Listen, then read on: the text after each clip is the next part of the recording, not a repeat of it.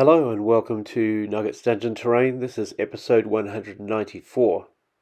We're starting a new project today and something a little bit different to anything that I've done before. I'm creating some modular wasteland terrain. This is going to be for a game that's similar to Gaslands. It's basically a dungeon crawler in a Mad Max style world. More to come on that later. Here I'm using one of the cake boards that I bought. This is a 14-inch by 14-inch board. It's a very thick card and it doesn't bend very much. It does have a little bit of warping once you start applying some wet mediums to the surface, but nothing too severe, and some of the same boards that I've used in my zombie terrain have lasted a couple of years already. I'm going to be making little bits of road section. That's what the XPS foam's for. It's just a little bit thin and it's going to be in this raised area. I don't want the road to run through clearly the whole way. I want it to look like it's been covered in dust and gravel over a long period of time. The setting is Outback Australia. I want to do this because that's where Mad Max is set and filmed. I also want to do that because that's where I'm from and I've spent a lot of time in the Outback. I also have visited the locations of Mad Max 2 and remember seeing some of the cars around Adelaide not long after it was made. After applying the first layer of PVA and some sand, I then spray over the top with this spray-on adhesive. On the road sections I'm sure to add lots of cracks and also rough it up a bit using some rocks and alfoil.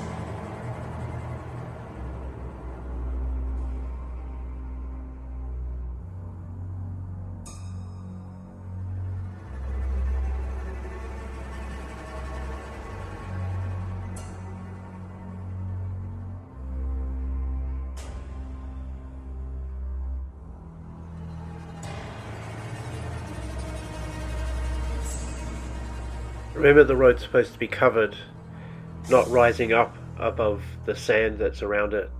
So I need to make sure that I cover some of the edges in a random sort of a way using PVA.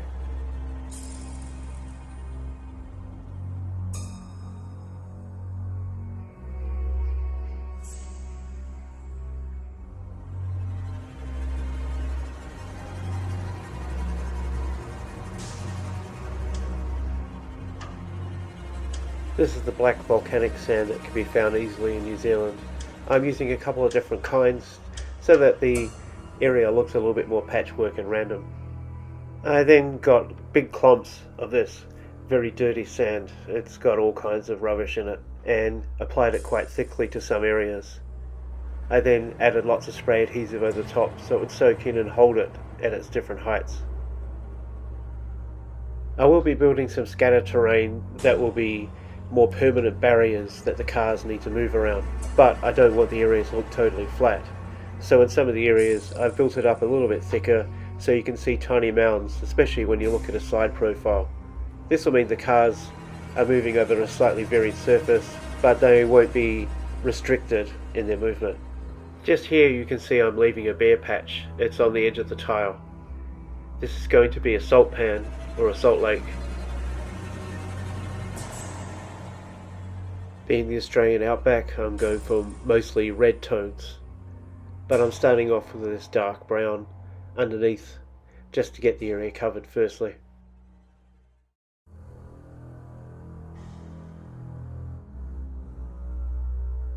Next, some yellows. I'm trying to make this a really random pattern.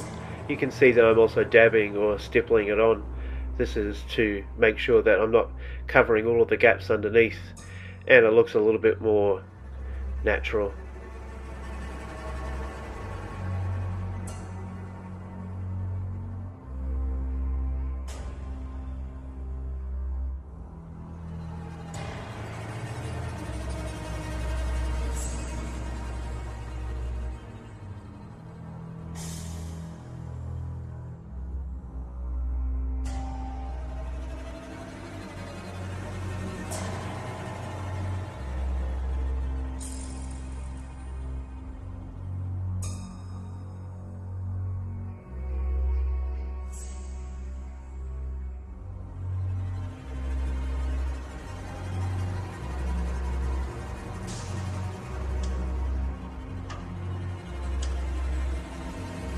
Now for the real earthy outback tones. While the paint is still a little bit damp, I'm going to apply these chalk pastels. I'm especially going to be using this red that really resembles outback dirt. I'm going to be adding some of these other shades as well, just to make it look a little bit more natural, but also remember it's a nuclear wasteland, and it needs to have a sort of a scorched earth, so I'm going to be adding this black as well. Maybe little areas have been burnt out.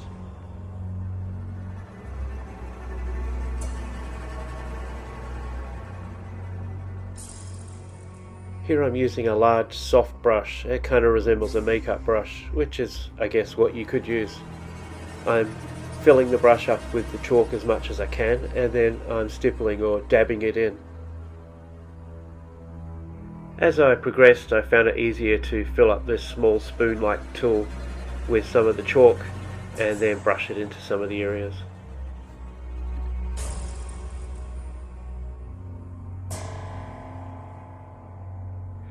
For the remains of the highway road, I used this grey pastel, just as an experiment, but I'm pretty happy about the way it turned out.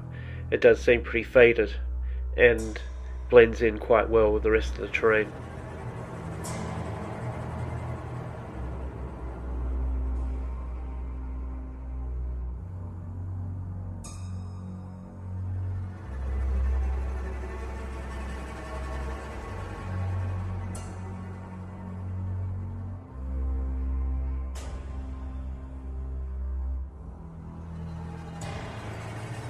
Here's an example of how the black can work really well.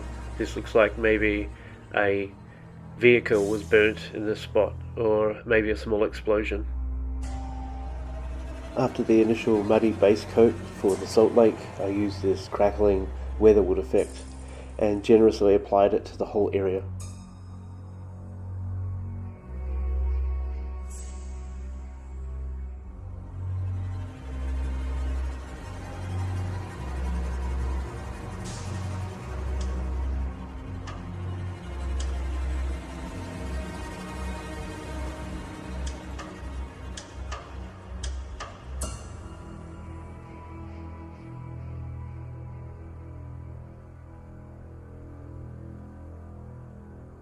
I then coated the whole area with this dark brown and then applied a lighter colour over the top.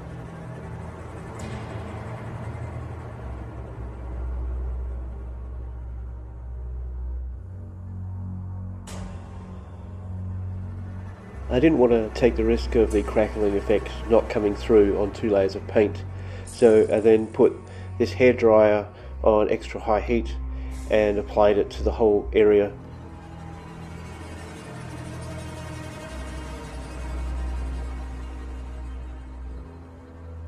And now to make it look more salt-like, so I took some white chalk pastel and started off by applying it to all of the edges.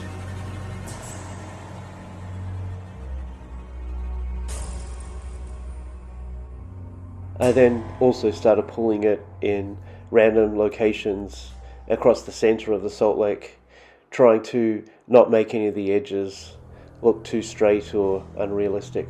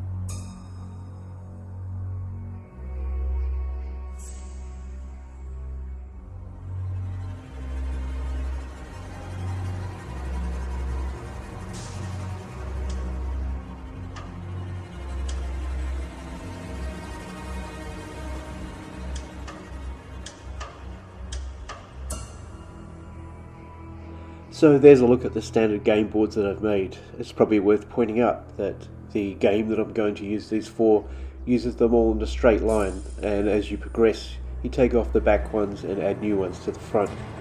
So that's why I only have straight sections of road.